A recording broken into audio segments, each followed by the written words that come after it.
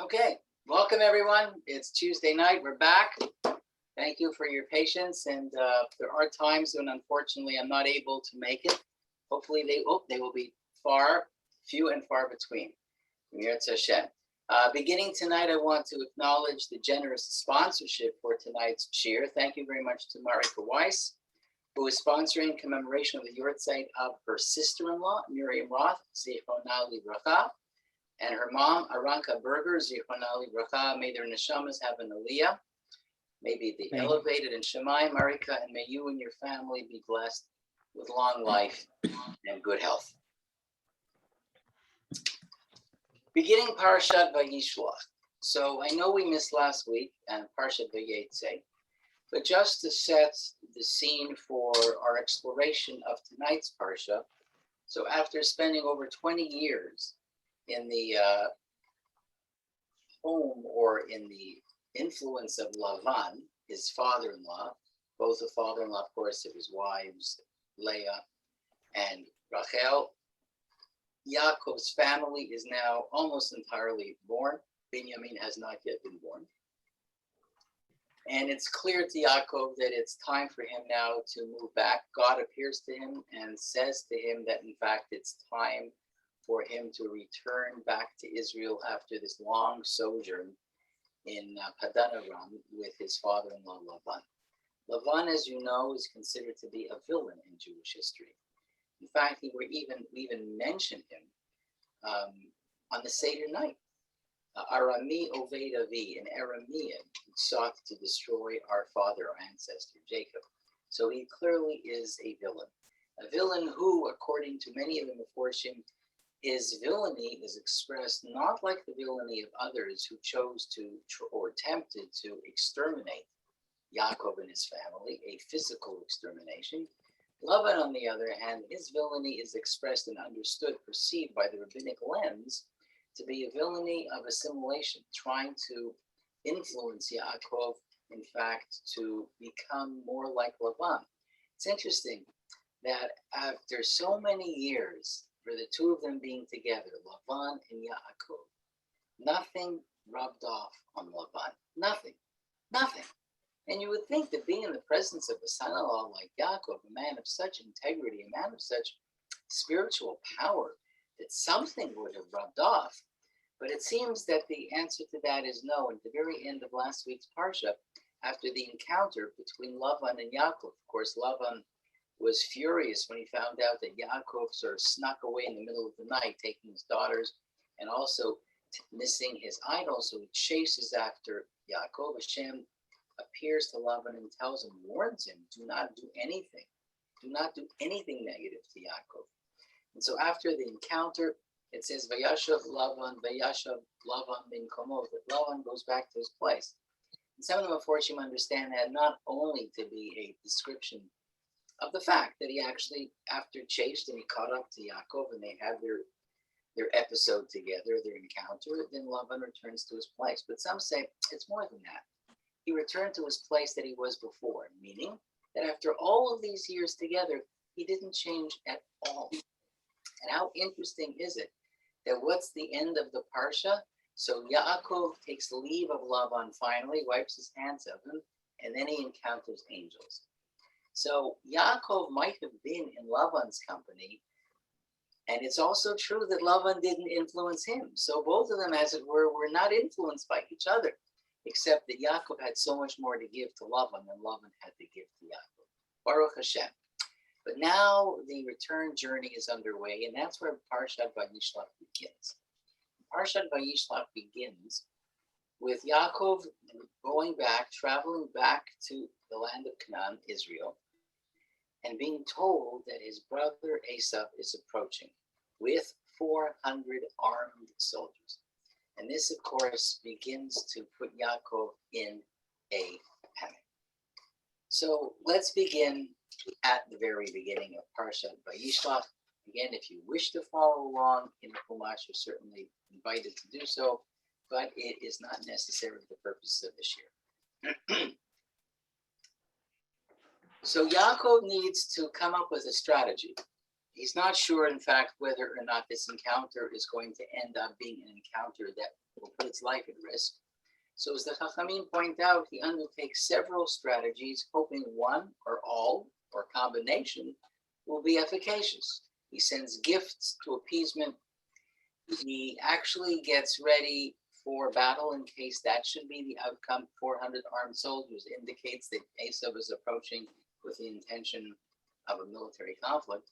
And he also engages in davening, because davening is one of the ways in which our tradition tells us that we can't affect the outcome of a situation. And as he's planning what to do, the Torah tells us the following. It tells us a little bit about... I'm listening to a shiur. I don't care about that. Thank you. That's okay. I don't care. Okay. You're going to watch the game? Try please. There's the hockey game is on TV. Let me see this. I took some last night. This is you. Take it this morning. I have to Okay. put it in. But just a minute. Twice daily. Okay, you're right. Okay. Yakov is scared. And I know that he's scared, not because I would have put myself in his spot, that's how I would react, but because the Torah tells us.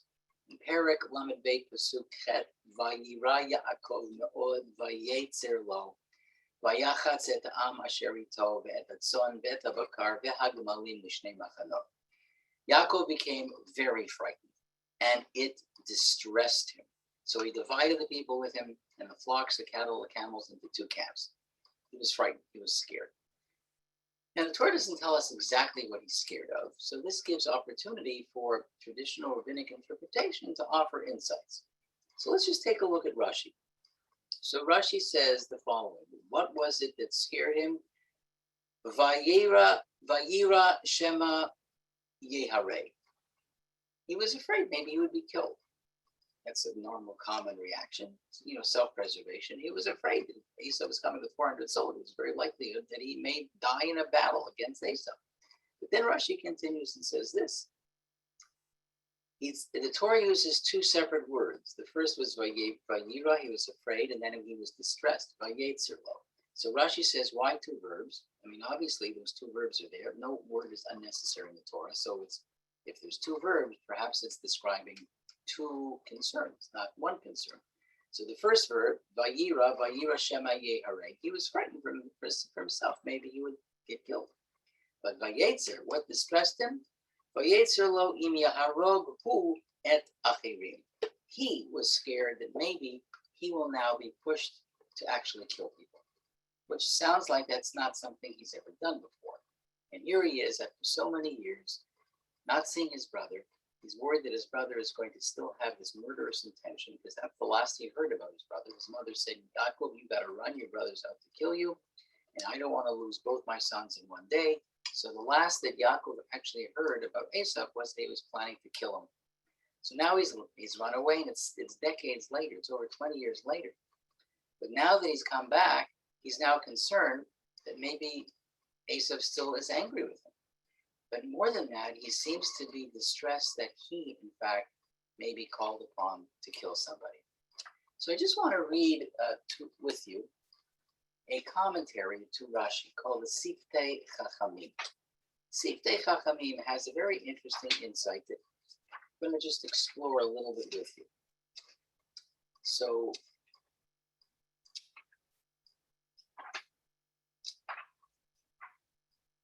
Siftei Chachamim.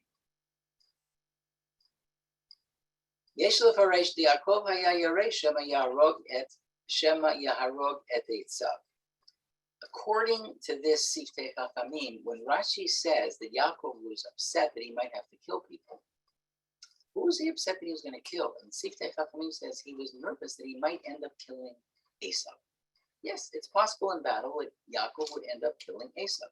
The Siftei Chachamim, one of the commentaries on Rashi, continues, V'yitzchak yitzta'er b'yoter lefi shehaya ohev le'Esav. What bothered Yaakov is that should he, under the situation, end up killing Esav, he knew that this was going to greatly aggrieve his father, because he knew that Yitzchak loved Esav. And here he is, Yaakov, killing the beloved son. Ki becheskat kashrut haya Esav be'enei Yitzchak, says the Siftei Chachamim.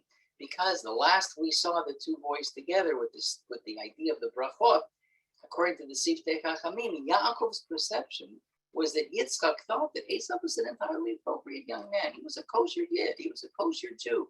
So all that you and I know from behind the scenes, our ability to look into the story from our perspective, from Rivka's perspective, all of that was missing to Yitzchak. So Yakov thought that Yitzchak actually thought that Esav was a fine young man. V'yikalel et Yaakov. And when it will be discovered that Yaakov killed Esav, Yaakov is heartbroken that he's now going to even cause greater upset, greater aggravation, greater grief to his father than he's already caused up until now. That's the Siftei Chachamim interpretation. That's what he was afraid of. Rashi says he was afraid of either being killed, totally understood, or having to kill. Siftei Chachamim adds, not just to kill anybody, but he was afraid that he might end up killing Esav, which would cause his father great personal pain. The Yom Simcha, which is a very current, it's an Israeli rabbi living in Israel, Rabbi Fried, wrote a commentary, his Divrei Torah to the Torah, as well as ideas on Chagim, and he offers an interesting insight on this specific one. I think that's worth thinking about. So he quotes the Siftei Chachamim as saying that yes, it's possible that Yaakov was afraid that he would end up killing Esav. But he says there's possibly another side to this. Maybe it was not just that he was afraid of killing Esav, but maybe he was afraid of what the act of murder, or not say murder, I shouldn't say murder, what the act of killing might do to Yaakov.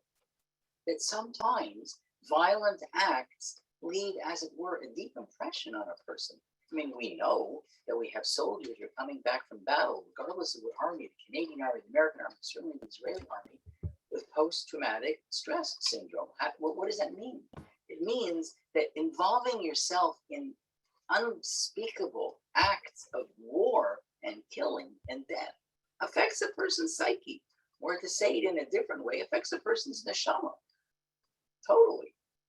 So maybe Yaakov was afraid that this is something he's never done before. When we first were introduced to Yaakov, he was the Ish Tamar Sheva Olim. He was a yeshiva student. Well, like, what do yeshiva students know?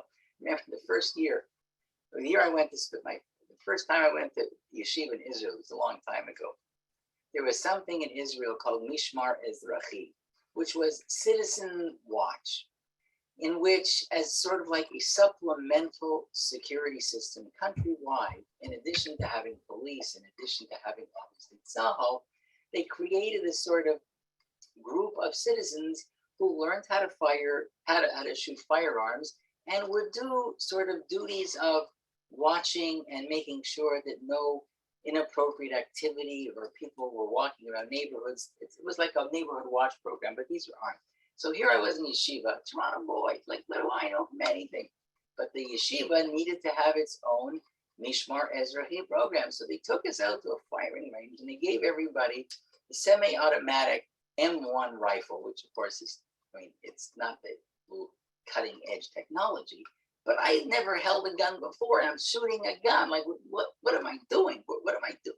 And then once they took us from yeshiva, they took us to one of the settlements that were in areas surrounded by Arab villages. And when I say settlement, this was so small. They just had these trailers, and they had one trailer, which was the Beit Knesset.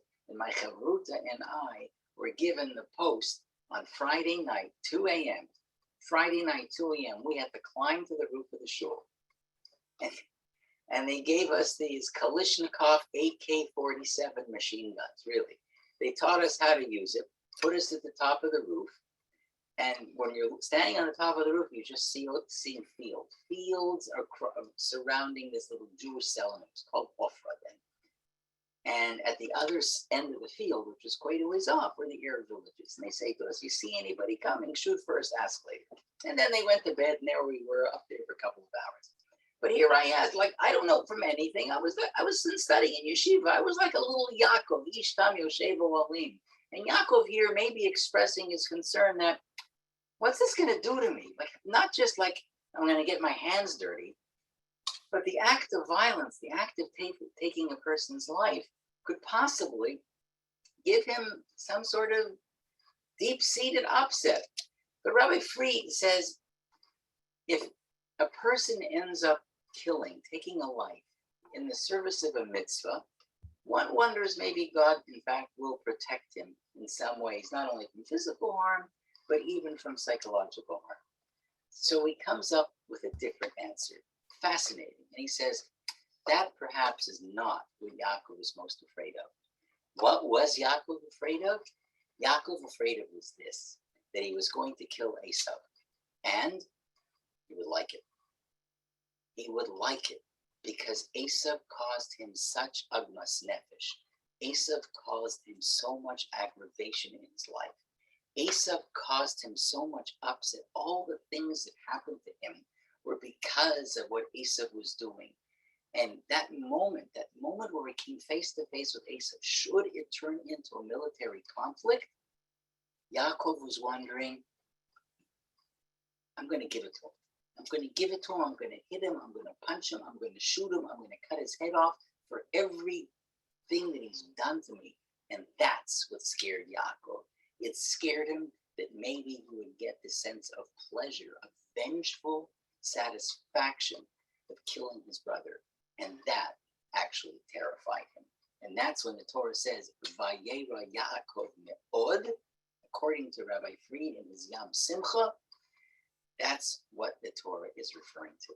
It's an interesting psychological insight that, sometimes that revenge instinct that we have inside can be so powerful that once unleashed, can we ever really reel it back? Can we bring it back? And Yaakov wasn't sure that he had the strength to bring it back, because the truth is his life possibly was so difficult that maybe it was necessary for him to do something like that. Okay, so let's go on a little bit more in the Parshat.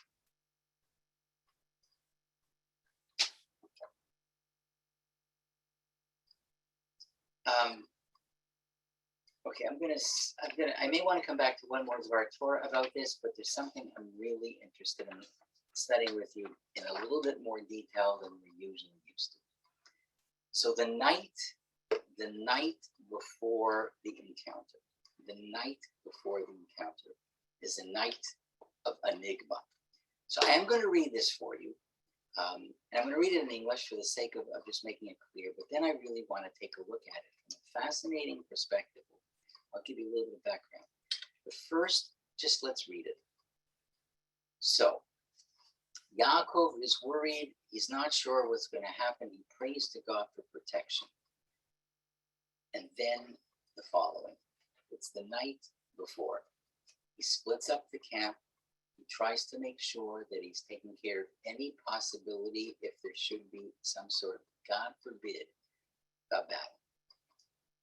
And this is what it says. Vayakom v'layla hahu, vayikach et shtei bat nashav et shtei shivchotav et achad asar yiladav vayavor et ma'var yavok. I'll read this in English from now on.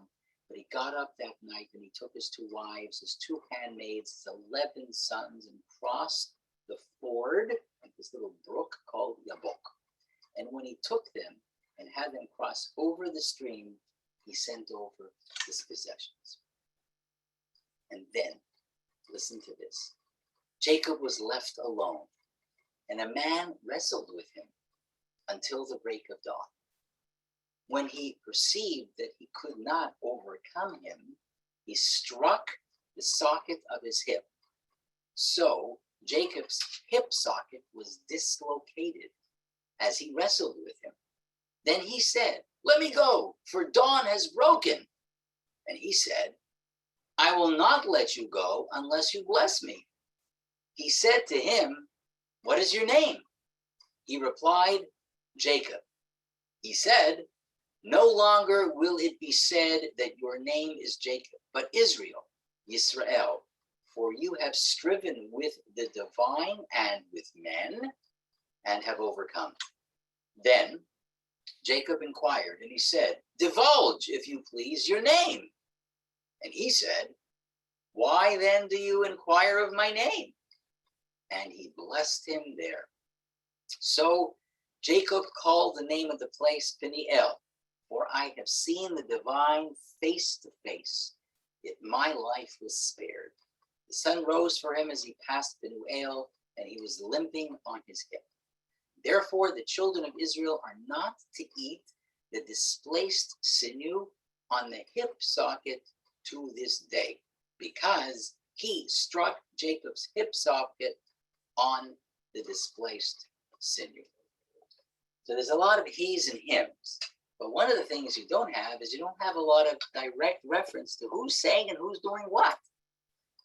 So this is a very enigmatic story. Like, what is going on here? And when we try to analyze it, which I want to do, this may just take a little longer than we usually do, but I think it's worth it. There's a lot of questions. So the text seems to be deliberately unclear and maybe even contradictory. So it begins by telling us that Yakov was alone. But if Yakov is alone, then the obvious question is, so how can a man be wrestling with him? He's alone. And each verse in what I just read to you seems to have ambiguities and difficulties. So when he saw that he could not defeat him, he touched the joint of his thigh. Who was he? And who was him? This pasuk sort of can't be understood on its own. And it's only by reading the next verse that we understand. So why is it written this way? Why is there so much confusion? What's the identity of Yaakov's adversary? And he said, what's your name? And he said, Yaakov. So the first one asking apparently is not Yaakov. So this adversary says to Yaakov, what's your name? Yaakov says, Yaakov. So does the adversary not even know the name of the person he's struggling with? You don't know? And he said, your name shall no longer be Yaakov, but rather Yisrael. For you have struggled with God and with man, and you have been victorious. The adversary, whoever this adversary is, doesn't even know the identity of the person he's fighting. And he declares that the one with whom he's been wrestling has been victorious with God and man. So Yaakov says, tell me your name. And he said, why are you asking me for my name? So why does Yaakov want to know the identity of the person he's struggling with? So even though these verses seem to be complex, Chazal in Midrash seem to be almost united in identifying who Yaakov's adversary was. And they say that this assailant is none other than the angel of Esau. So as Yaakov prepares to meet his brother after all these years, Esau's angel comes down from heaven to sort of like have a go at Yaakov. To sort of let's have a toss up. Let's fight this one out. Sort of interesting, isn't it? That Yaakov reaches an understanding with Esau in real life, yet he's unable to sort of avoid a battle with the angel. In real life, they figure it out, but somehow on this other level with the angel, it's got to end up with a sort of a fight. So what are the Chachamim trying to teach us with this suggestion that this mysterious, unidentified assailant is Esau's angel? So again, Yaakov remained alone, and a man wrestled with him until daybreak. Vayivater Yaakov levado, vayeavek ish imo. So again, if Yaakov is alone, then who can he be wrestling with? So one possible answer, and this is an answer offered in a book called Explorations by Rabbi Ari Kahn, and it's a fascinating book which has a little essay on each parsha, creative, and I happen to like these sorts of different and creative attempts to understand Chumash. And in his essay called The Struggle, he makes an interesting suggestion. He says he wasn't wrestling with anybody. What do you mean? Yaakov was actually wrestling not with another person, but he's wrestling with himself. This would explain, says Rabbi Kahn, maybe the ambiguity in the psukim. However, by solving the textual problem, if we're right, that he's really wrestling with himself, we have raised probably an even greater problem. Why would he have to be wrestling with himself? So let's go back. Yaakov remained alone. Vayivater Yaakov livado, and a man vayeavek ish imo. Ish. So who's this ish? Rabbi Khan says maybe it's actually not anybody else. It's Yaakov. Maybe Yaakov here is an ish. So if Yaakov is called an ish, it's possible to suggest that that would be a correct interpretation because he is called an ish elsewhere in Chumash. So I'm going to read you a pasuk. This is taken from chapter 30, pasuk 43. So I'm going to go back a little bit.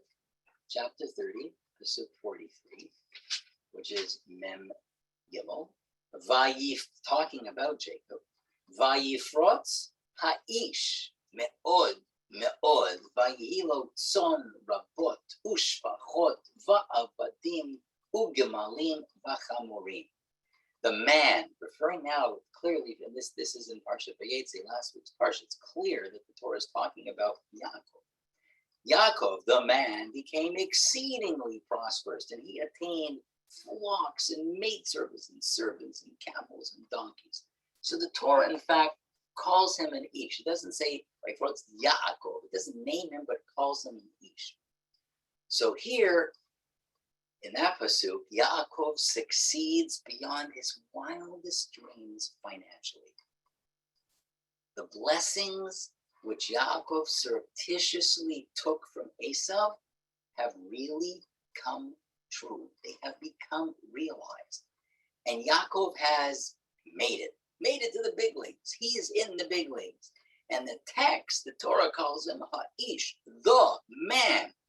Yaakov has completed, as it were, says Rabbi Khan, a complete change from being what? The yeshiva bocher, the man in the tent, Yoshevo Olim, Ishtam Yoshevo Olim.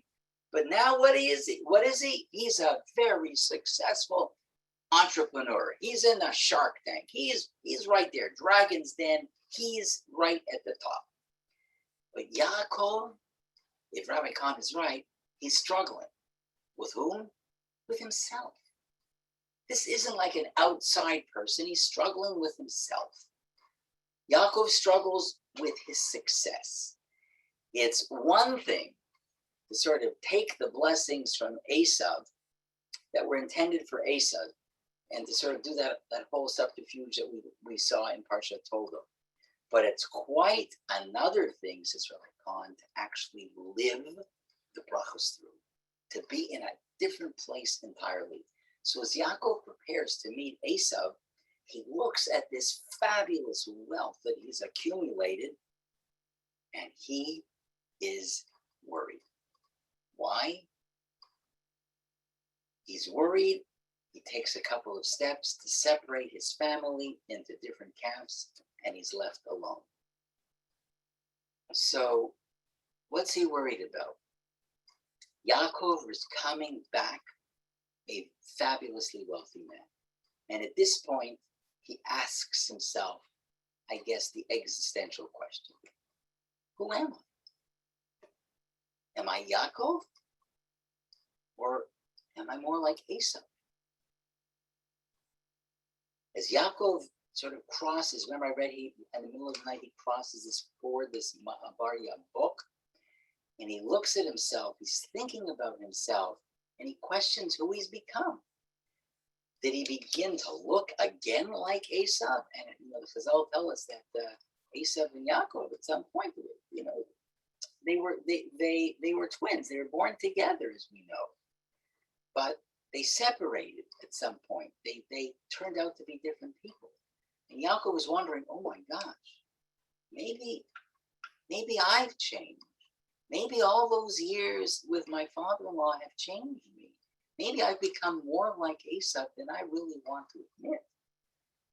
Have the brachot that I stole from my father, I stole from Esau, maybe they've turned me into something that I didn't anticipate.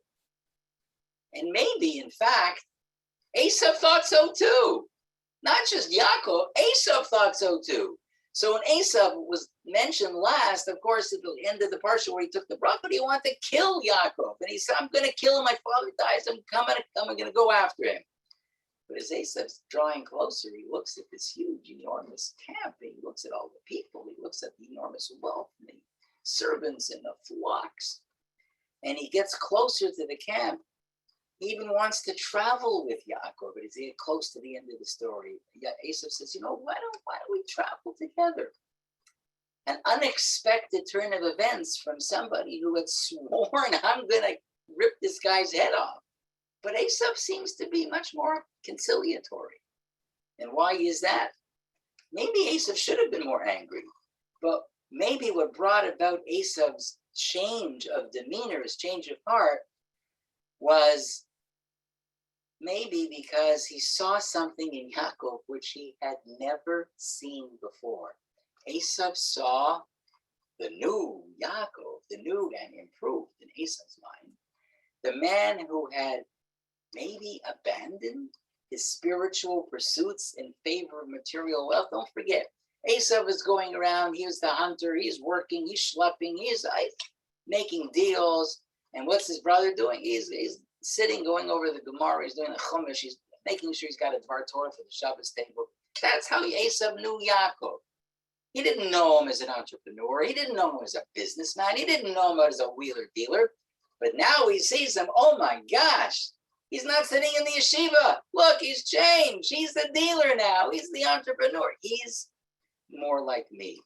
Esav thought that maybe Esav really had sort of like an ideological victory here, which was way, way sweeter than any physical revenge he could have thought of. And this was exactly the internal struggle that Yaakov was going through. Yaakov saw what Esav saw. He saw himself in a light that he had never seen himself before, and it was making him very, very upset, confused, uncertain, not sure about who he was and the direction that his life was taking. So, this might explain in some ways this whole notion of this moment. So Khan is suggesting that whole episode, this enigmatic episode that the Torah is telling us about the night before, in some ways is the Torah's externalization, literary externalization of what Yaakov was feeling inside himself. We find that certainly in Midrashic literature a lot. So, for example, the famous Midrash that when Avraham Avinu was on his way to Har Moriah to ultimately do what he was expected to do, which was to sacrifice Isaac, the Midrash tells us that the Satan appeared to Avraham as this big, big river that he had to cross, or big mountain, meaning the Midrash is saying that Avraham was going through some sort of inner serious turmoil, coming to grips with what he's about to do. Suggesting that, and Khan suggests that maybe that's what the Torah is doing, not as a midrash, but the Torah is telling us that Yaakov was undergoing some sort of real crisis. And therefore, he was struggling. But he goes on one step further, which I think is fascinating. Just bear with me about this, because I found this very interesting. Well, Yaakov, you may remember, after they separate, Yaakov and Esav, after their reunion and such as it was, the Torah tells us after he met Esav, he goes and he makes a stop at a place called Sukkot. Sukkot. Now, while Yaakov headed towards Sukkot after his confrontation, we Jews, we go yearly to make Sukkot. And when do we do that? We do that after Yom Kippur. 4 days after Yom Kippur, we have our holiday called Sukkot. After Yaakov has the encounter with Esav, he goes to a place called Sukkot. And in an attempt to explain the idea of Yom Kippur and the scapegoat of Yom Kippur, the Seir La'azazel, that goat that, as it were, became the scapegoat upon which the sins of the Jewish people were finally expiated. Rav Moshe ben Nachman Ramban, in his commentary to Vayikra, says that in offering this sacrifice, the Seir La'azazel on Yom Kippur, the Jews would, as it were, give a bribe. This is what the Ramban says, to Samael. Give a bribe to those sort of demonic forces and the angel in heaven whose job it was to try to bring blame and to find fault with the Jewish people. Now, who is Samael, this angel? Listen to the Midrash. This is the Midrash Tanhuma on our story in Parshat Vayishlach. Yaakov remained alone. Vayivater Yaakov levado. Vayeyavek ish imo. And who is this ish, says the Midrash? Zeh Samael, the guardian angel of Esav who wished to kill him. So now we begin to sort of trace here a theme or a pattern. On Yom Kippur, every Jew struggles with who he is or who he has become. The Torah tells us that on Yom Kippur, we have to offer a Seir La'azazel, this scapegoat, to give, as it were, there's a phrase in English, to give the devil his due. Now this process of Seir La'azazel, as described in great detail in Sefer Vayikra, Parshat Achrimo, this process enables a man to keep his physical aspect sort of in a perspective. When Yakov met up with Esav, he also gave gifts, and we know what those gifts are. And the Zohar, this is so interesting, the Zohar apparently aware of this connection between the story of Esav and Yakov and Yom Kippur. The Zohar says this: on that day, Esav returned to his way, to Seir, which is one of the words in Seir La'azazel. So after the encounter with Yaakov, Esav continues to Seir. When did this happen, says the Zohar? You're probably figuring out what I'm about to say. At the hour of Ne'iva, the concluding prayer of Yom Kippur. So according to the Zohar, this is so interesting, the confrontation between Yaakov and Esav takes place on the day that ultimately would become Yom Kippur. And it's resolved when? At Ne'ilah. At which point Yaakov sets off to build a sukkah. That's what the Torah says. He builds a sukkah, his temporary abode. And so therefore, the gifts that Yaakov gave to Esav served as sort of like a paradigm, a prototype for the yearly gift offered every year on Yom Kippur, which is offered to whom? According to the Ramban, to the power of Esav, the scapegoat, the bribe offered to the angel. This is like, what?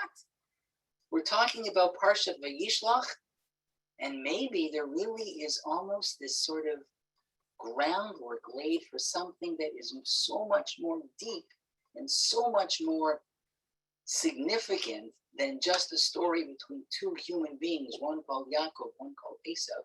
Maybe in some ways we recreate these experiences on a conscious, on a national subconscious level on a yearly basis. So if the confrontation between Yaakov and Esav takes place on Yom Kippur Day, then by extension, the confrontation that happens with this unidentified assailant happened when? The night before. And what's the night before? Kol Nidre night. Yom Kippur night. All that night, Yaakov struggled with the Esav that's inside of him. Was he still Yaakov, or had he become Esav? Had his possessions, and I'm reading now from Rabbi Kahn directly, had his possessions and his preoccupation with acquiring those possessions changed him? By taking Esav's blessings, had he in fact taken on Esav's persona? By daylight, the time when the Kohen Gadol would begin the service in the Holy Temple, the struggle must be resolved. Of course, the Torah tells us that Yaakov and the angel wrestled until daylight. And then the Gemara comments in the Second Chulin, this teaches us that the dust from their feet, from the struggle between this assailant and Yaakov Avinu, the dust reached the Kisei Kavod. And the Zohar adds to this, the identity of the angel was the guardian of Esau, which we mentioned before, the Saroshel Esau. So the Zohar understands that judgment filled the air that night. So the point that I want to just conclude with this fascinating interpretation is that this story of Yaakov and Esau is not a story just of two people. It's a story of how we sometimes struggle with the people we're becoming. And what are the forces that make us who we are? And are they overpowering us? Do we have the power to fight back? Who are we? And what are the things that we need to struggle with? And what are our markers that we need to know? In fact, the name Yisrael, as you know, as the Torah tells us, comes from the word struggle. Kisarita, you have struggled, vatuchal. And that's one of the beautiful things about the name Yisrael. It has a side to it that's a little darker, which means our future is a future that reveals struggle. It does. The history of the Jewish people reveals struggle. But it always ends in the same way, vatuchal. Vatuchal, that we will become victorious. Yaakov did limp away from this confrontation. It's true. He limped away, physically weaker, but he came away in some ways spiritually much stronger, much empowered. So now Yaakov knew how to respond to challenges which awaited him from both this world and the other. So it's a fascinating look at psukim from the Zohar, a little bit more of a Kabbalistic approach, but seeing in the stories of our avot, not just interactions between two people, but historical dimensions that unfold, certainly for our nation and for us. We also struggle. We're there. There are nights where we're not sure, where we're not exactly sure how the morning is going to look and what the light will look like when it shines on us after those struggles. One other aspect about this that I think is so interesting, and I have to share it with you. I've shared words and ideas from David Foreman before. Brilliant man. He's the brains behind the Aleph Beta program that if you have not taken a look at, if you're technologically inclined, Rabbi Foreman has an amazing website where so much of his ideas find expression in his Divrei Torah on the Parshat through video animation. Very, very clever. He has written 2 books based on these weekly presentations that you can buy in the bookstore, one on Breshit, one on Shemot, and he's currently working on the one on Vayikra and beyond that. So he wants us, one of the ways that he operates, which is in some ways a classic rabbinic device, is to look very carefully at the words and phrases of narratives in Torah. Because very often, words and phrases in one story reappear in some form in another. And the parallelisms between the stories often themselves are sort of portals to a deeper understanding of what's going on here. And he wants to walk us through that in this story of the reunification of Esau and Yaakov. So in order to do that, he wants to remind us of a couple of phrases that become key. Remember the story when Yaakov did in fact successfully take the bracha from Esau. So when Esau comes back from his hunting expedition, and he of course prepares the food for his dad, he doesn't know that Yaakov has just exited the tent and that his father Yitzchak in fact has had a full course meal. He's already had his barbecued meat. And so he comes back to the tent and he says, Abba, here's the food for you. And Yitzchak is confused and he says, what are you talking about? And then finally, of course, Yitzchak understands, as does Esau, what actually transpired. And so Yitzchak tells Esav, I've already given the bracha to your brother. And then he says the following.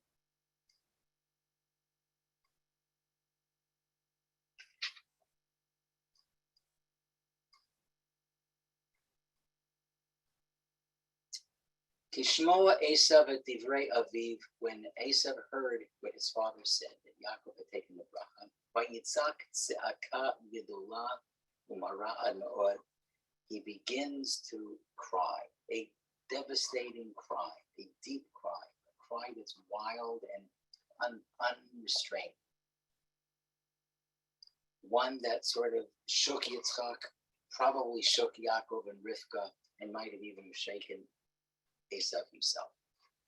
The reaction is one of crying. Okay. Yaakov leaves. He has to leave. And in last week's Parsha, Vayetze, he arrives at Lavan's house in Padan Aram. And as he arrives in the house in Padan Aram, Perek Chavtet, he beholds a very beautiful woman who's coming, and it turns out to be Rachel. And Rachel, Vayishak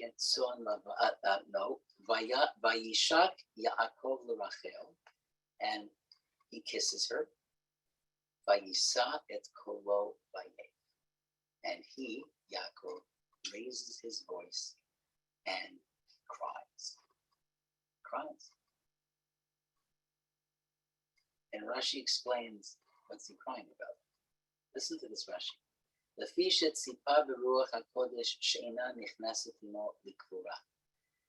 at that moment, some sort of prophetic inspiration overcame him, and he realized that for all of eternity, this woman, Rachel, whom he would marry, would not lie beside him in the cemetery, in Ma'arat Machpelah.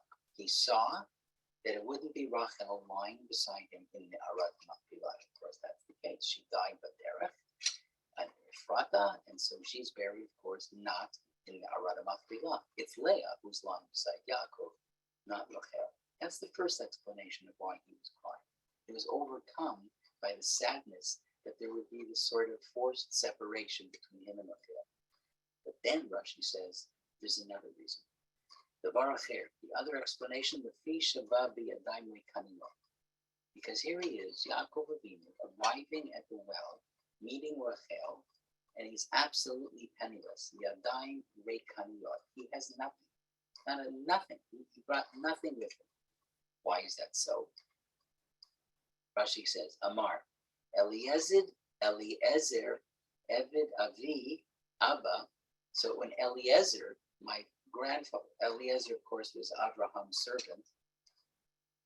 He was also later the servant of Yitzchak. When Eliezer came to find my mother, Rivka, for my father, Yitzchak, Hayubi Yadav Nizamin Tzmedim Umigdanot. When he came, we know, according to the Torah, according to the stories that Eliezer probably told, he brought all sorts of beautiful gifts, jewelry to give to the woman who ultimately would become Yitzchak's wife. But I'm coming with absolutely nothing. I'm coming so penniless. And why is that? Because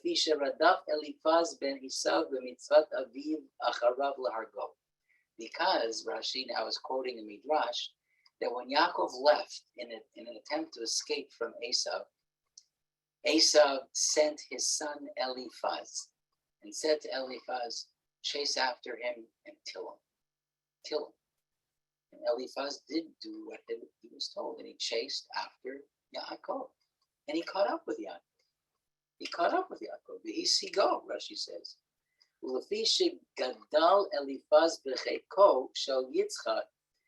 But because Eliphaz also was the grandson of Yitzchak, they played together. He was his Zavi, he was his Saba. Like Eliphaz knew Yitzchak, and he knew that if he ended up killing Yitzchak's son, Yaakov, he would forever be like of Osfar.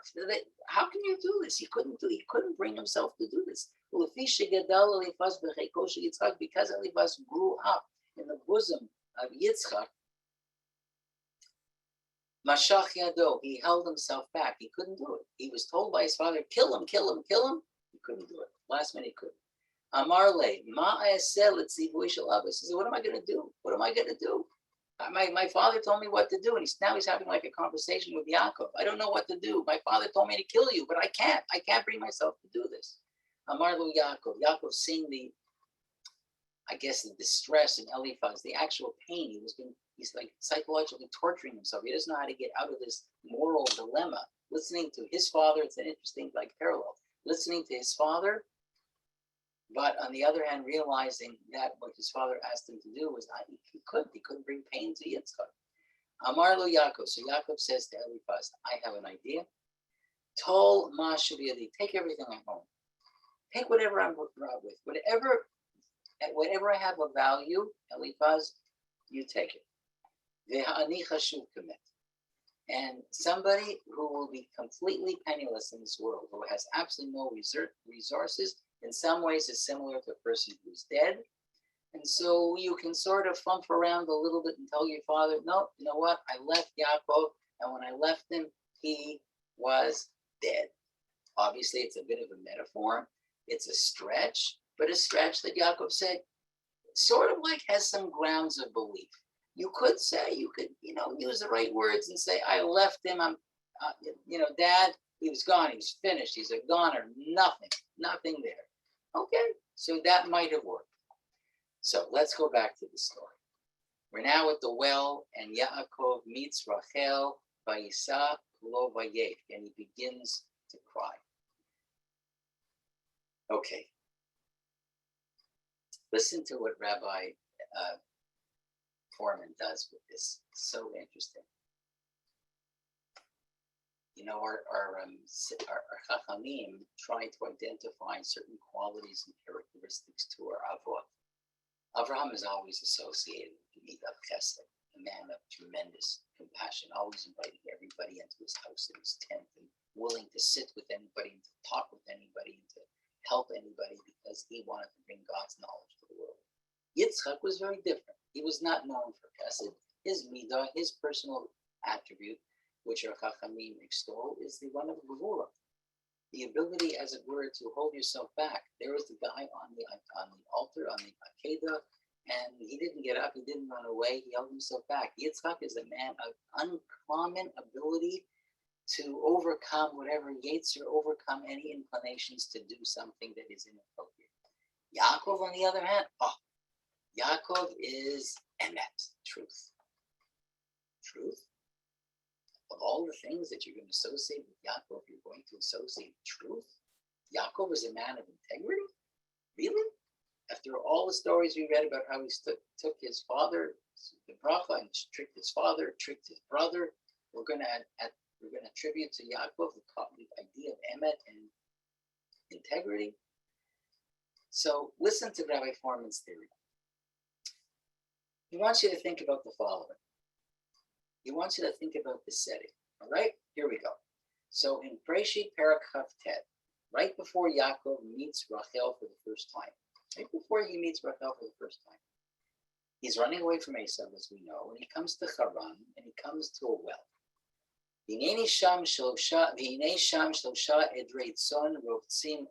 So there are three flocks, three big herds of animals that are sort of resting near this big well. And there were three groups of shepherds, and they're waiting by the well. Okay, that's the first element. Three groups of three flocks, three herds waiting by the well. Okay. Is there another story in Sefer Breshit that we encounter three groups of animals? Hold on. Next element, says Rabbi Friedmans. So Yaakov encounters the shepherds of these three groups, like we said, and he asks them, Achai me'ayin atem? My brothers, where are you from? He wants to know the identity of all of these people and the sheep. And strangely, he calls these shepherds, who he's never met before, Achai, my brothers. Nice. Second element. That was the second. Let's go to the third element. Odeno medaber imam v'Rachel ba'im hatzon. So he's still talking to these shepherds of these three big herds. And as he's talking, Rachel is coming. That's the third thing. Rachel comes while he's talking. The fourth element, when Yakov sees Rachel, Vayigash Yakov, he goes and he approaches her. Yakov approaches. So where else do we find the story where Yakov is approaching? One. And the fifth element. After Yakov approaches, Vayishlach Yakov Rachel Vayisa Kolo Vayet. Yakov kisses Rachel, lifts up his voice, and he cries. In what other story, after all of these elements, does Yakov again kiss someone, and where does Yakov again cry? Anybody know? The answer is in our Parshat, Vayishlach. Yes, where? So Rabbi Friedmans says this, fascinating. Again, he's using language, he's using elements that recur to suggest that there is text and subtext. And sometimes the deeper message is the subtext, not just in the words that are chosen by Hashem in Torah. When Yaakov leaves Laban's house and receives word, of course, that Esav is coming with the 400 men, he's, as we said at the beginning of our words tonight, he is absolutely fearful that he's going to have to confront Esav, and he's not sure how it's going to go down. But he knows that he's got to somehow figure out this reconciliation. So he sends gifts. Do you remember what it says? Well, we didn't read this, but maybe you remember from the stories that you learned. He sends Esav gifts. What does he send? Flocks of sheep. In fact, he sends how many? 3 flocks of sheep. In Parak Lamed Beit, chapter 32, Pasuk 20, 32, Pasuk 20, I'm going to read that to you right now. Vayitzav gam et hasheni, gam et hashlishi, gam et kol haolchim acharei adarim lemor kadavar hazeh dabrun el Esav b'motzo achem.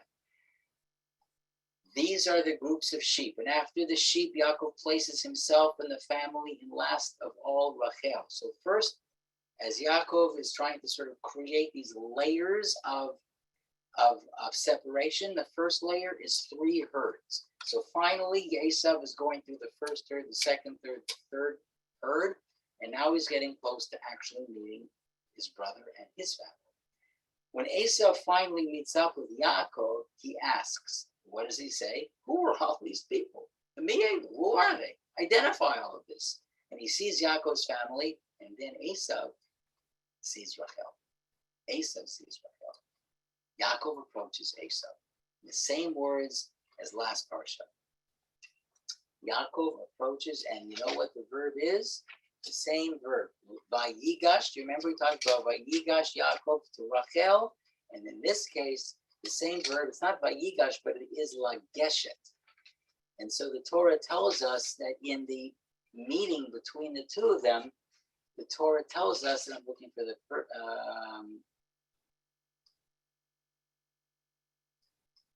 Vehu avar lifneihem v'yishtachavu artza sheva pamim ad gishto, from the word lageshet, vayigash ad gishto ad achiv. Foreman says these words are not coincidental. The Torah's deliberate choice of using words which appear in different places is a tool by which the Torah wants us to make connections. Esav runs to embrace Yaakov, and Yaakov embraces him, kisses him, and cries. Another embrace, another crying. It's happening all over again. The setting for the encounter is the same, maintains Foreman. The 3 flocks of sheep, the question is the same. My brother, identify all of this. And Achai, as Yakov speaks to the shepherds, identify yourselves. Esav is asking, identify who's ever here. The only thing that's different is who is embracing. In the first story, it's Yaakov embracing Rachel. In this case, it's Esav embracing Yaakov and Yaakov embracing him back. The brothers who've been alienated. Jacob's lesson when he meets Esav is what? He had a premonition.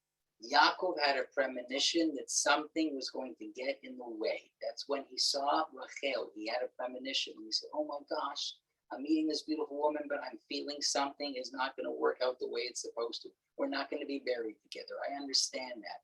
I understand that she's not going to be lying with me in Maran Machpelah. He had a premonition that something would get in the way of him completely having her. And the sages seem to identify what was the root? What was the reason that this was not going to happen? What was it that was going to stop Yaakov and Rachel from having this sort of fulfilled eternal life together? What was it?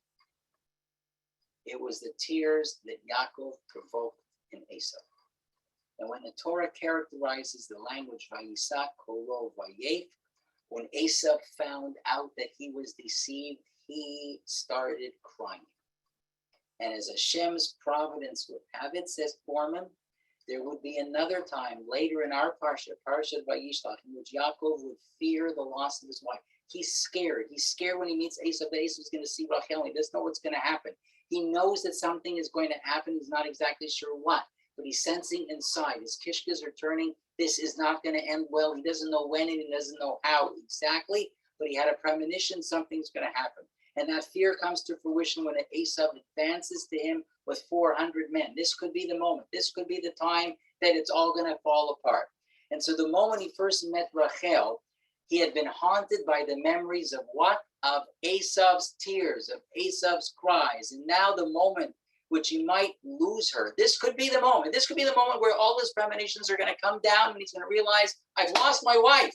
I had a sense what happened before is going to play out in my life, and this could be the moment.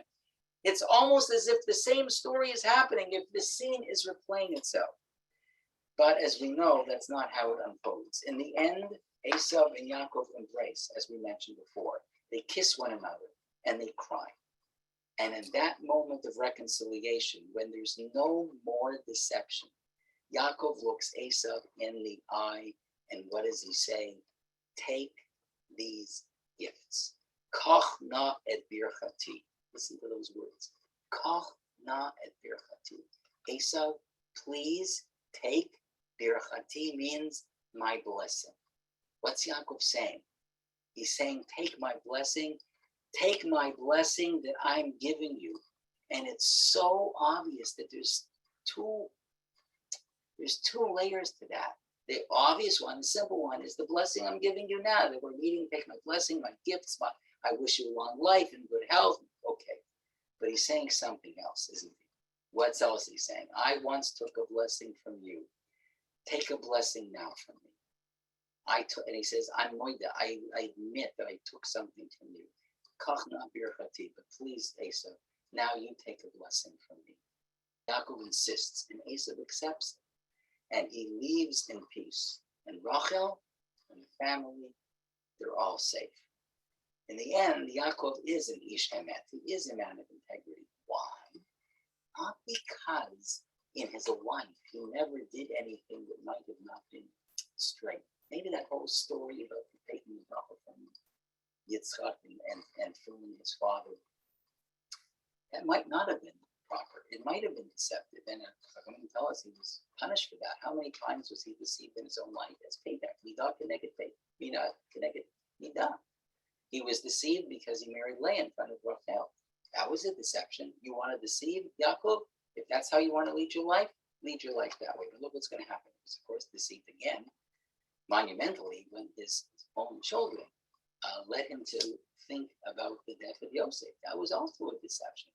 So deception breeds deception. But at this moment in his life, Yaakov was able to look at himself and look at his brother and realize what he had done.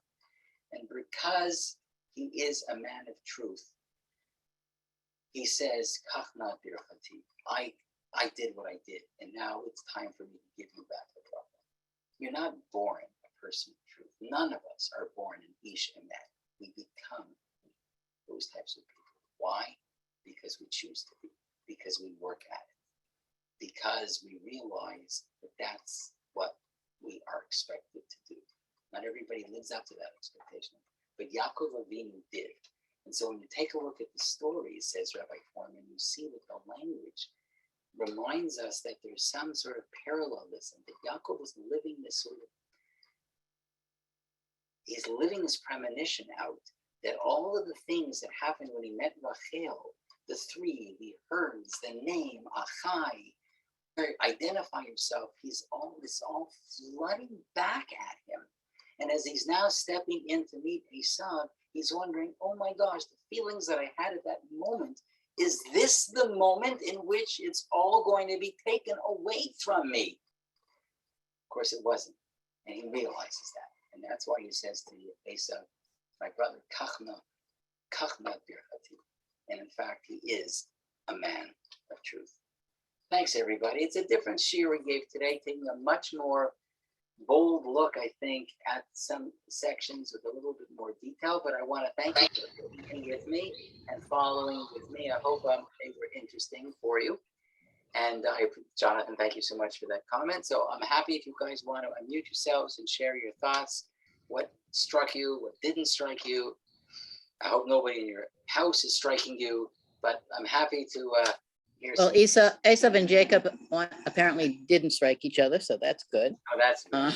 They did not. No, that was fascinating. We really enjoyed it. A lot of things to think about that never thought about before. Yeah, I like the Yom Kippur connection there that the Zohar and Rabbi Kahn tried to suggest in his book. I had found that. Rabbi, I have a question though. Oh, I'm sorry. Go ahead. Rabbi, about the Yom Go Kippur ahead. thing. Sorry.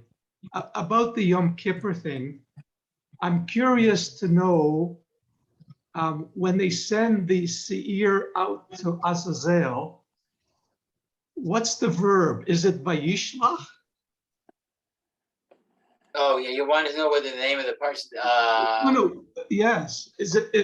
What is the verb they use there? Good question. Let me take a Is look. it Vayishlach? I don't think it's going to be only one verb.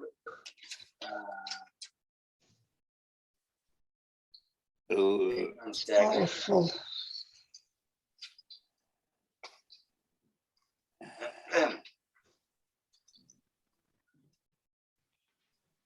Yeah, there is. Ha'sa'ir asher Allah alav ha'goral yomod chai l'shalach oto la'azazel. Shalach. It does use that verb, Charlie. L'shalach oto la'azazel. Interesting. Good call. Good. Good call. I'm waiting for your book on commentary to the Torah to come out, Charlie. I want a signed copy.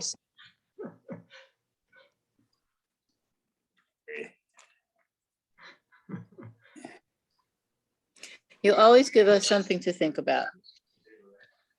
Yes.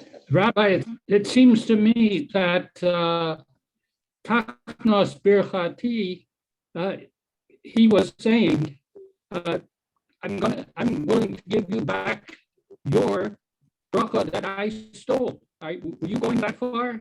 Saying that, Rabbi? I think that's So I then think why, that. question is, well, why wouldn't Esau have accepted that? Why wouldn't Esau have accepted that? Second, you're breaking up. It's not coming through. So is that you, Martin? Yeah, that is me. Yeah, I was wondering why Esau wouldn't have accepted that, because he did hate his brother and he was running after him. So Why would he have accepted it? So yeah, why wouldn't he have accepted it? Bracha. So according to the story, if I understand your question, when Yakov says "Kachno birchati," I think Esau doesn't need it anymore, and he sees, oh my goodness. So this would be like the first explanation, the first exploration we did together. He looks at Yakov and he says, "Look at this guy. He's more like me now. I don't need to take anything from him." In my own mind, sort of putting ourselves in Esau's persona, Yakov is looking a lot more like Esau than he ever was. So Esau is feeling fairly confident that I don't need to take anything from him anymore because he's more like me. And at this point, Esau is also a very wealthy man, and he probably doesn't need the tircha, he doesn't need the headache of having more animals to take care of. So it's a nice gesture, but he hears Yaakov saying, I may have done something wrong, and that sometimes is sufficient itself. It's not the check that comes with it, it's just the admission of guilt. Nevertheless, we still say Esau Sona Yaakov throughout the generations. Esau was such a good guy. Why is it the case that Esau is Sona Yaakov? So that's a good question based on interpretation. Why? I'm sorry, Martin. The Yeah, reception I'm on my saying- end is not so clear. You keep cutting in and out Oh, on my end. yeah, I'm saying that Esav Zona Yaakov is something that rabbis have said throughout the generations. But Correct. from what we see here, So he when was we a talk good about guy. He turned out, when we talk about Esav Sonei Yaakov, I think that even though in the story in the Chumash, in the Torah, Esav walks away from Yaakov, and there's no sort of retribution that's happening. In that case, it looks like for the time being, he's been appeased. But it doesn't mean that everything has been totally forgiven. He walks away, and that's why when you take a look at the explanations that Chazal offer to this whole story, there's a lot of layer of skepticism that's heaped onto this. The word Vayishlach, when they kiss, has these little dots over it. And the Chazal understand that those dots usually mean that while the act of kissing is written, it was suspect. It wasn't done wholeheartedly. That Esav was looking for some sort of moment or place of weakness to identify in Yaakov. So part of him seems to have been accepting that moment of reconciliation, but not entirely. So you're right in pointing out that this interpretation by Foreman doesn't necessarily explain the ongoing enmity between Esav and Jewish people, according to Chazal. That's a good point. yeah, right. Thank you so To much. think about. Thank you again, Rabbi. Thank you, Sharon. Thank you, Marika, for sponsoring tonight. Greatly appreciate Thank you. Good night. Excellent as always. Thank you. Thank you, everybody. Thank you. Thank you. Want you to have a safe week, a good week, a healthy week. Amen. Hopefully we'll see everybody next Tuesday night again at 8 p.m. Different Parsha, though. That's the beauty of the Parsha. You're never going to get bored. It's going to be something different every time. That's right. Okay, so I'm going to sign off. And again, thank you all. All the best. Thank you. Wonderful. Very interesting.